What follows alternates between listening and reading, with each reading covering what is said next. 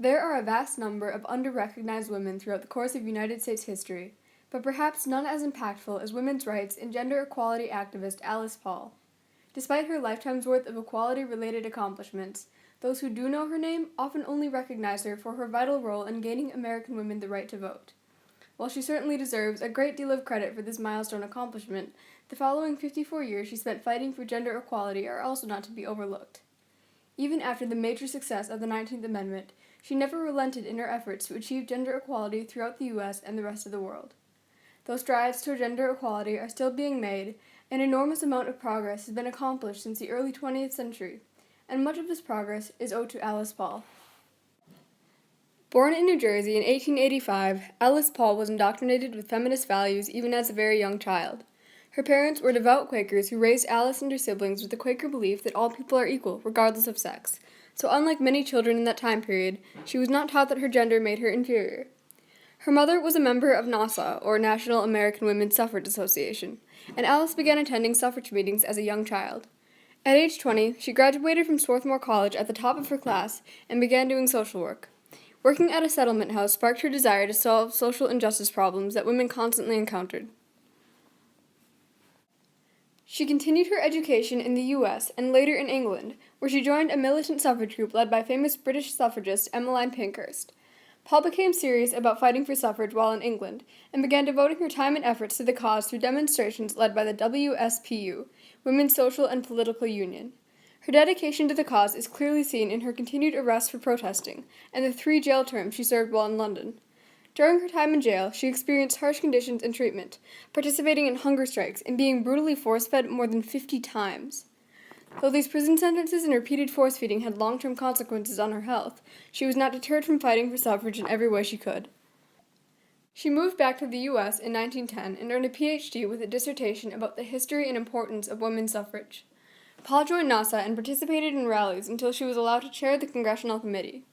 However, her goals for suffrage clashed with NASA's, as they wished to move the issue forward slowly and at the state level, while Paul wanted to campaign for a constitutional amendment.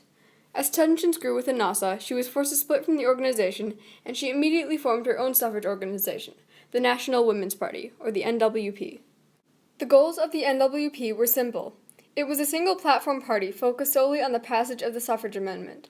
The NWP was opposed by everyone from President Wilson to other suffragists, but Paul's brilliant strategizing allowed the party to raise awareness and support for the constitutional amendment.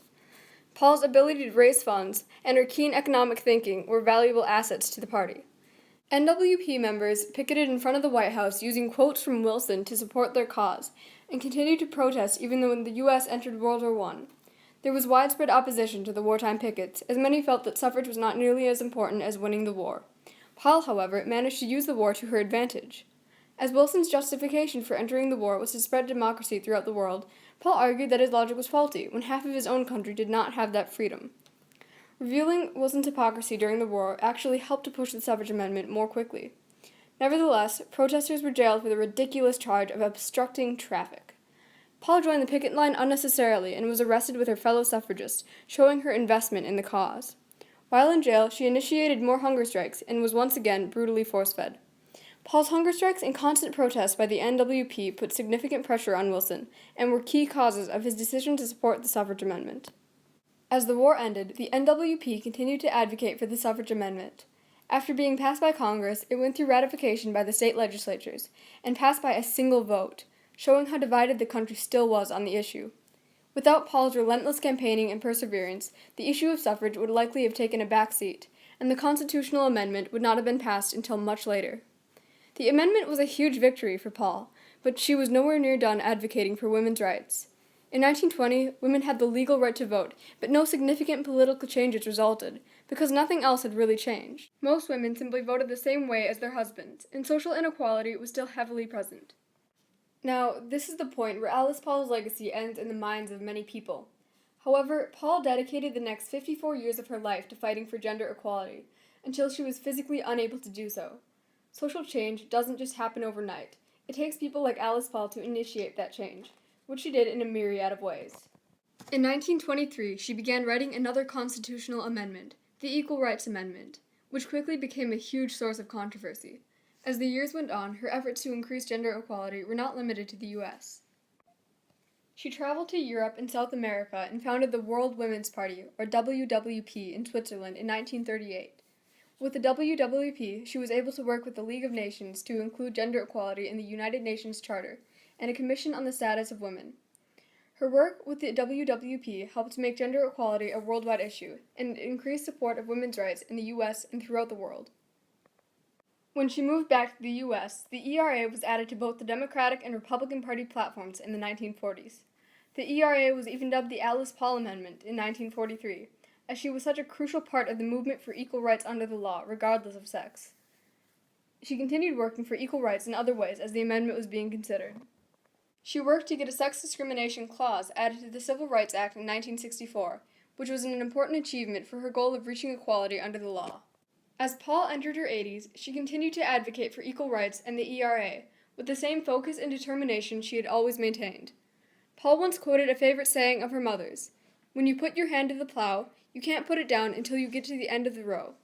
This quote is probably her most famous, as it encompasses her singular dedication to gaining equal rights and her refusal to give up on reaching equality, no matter how long or how much effort it took. Though the end of the row had not been reached when she died, she never removed her hand from the plow, and she got as far as she possibly could have. She actively worked for legal equality until she suffered a stroke in 1974, and lived near her childhood home until her death in 1977. Many reformers in her position could easily have slackened their fight for women's rights after the 19th Amendment was passed, but in many ways, that was only a beginning for Alice Paul. Her activism since the 19th Amendment has reformed society's view of women and gender equality, and she has helped to lessen sex discrimination in the law. Her work with the WWP helped to empower women in the U.S., as well as the rest of the world. The Equal Rights Amendment she wrote nearly a century ago is still being debated today, and efforts are being made to ratify it. She devoted her entire life to the cause she believes so strongly in, and gender equality has come so much farther than it could have without her. So for her role in gaining American women the right to vote, and for achieving such a magnitude of social and political progress and gender equality, I am nominating Alice Paul to the A. Bush Wall of Fame.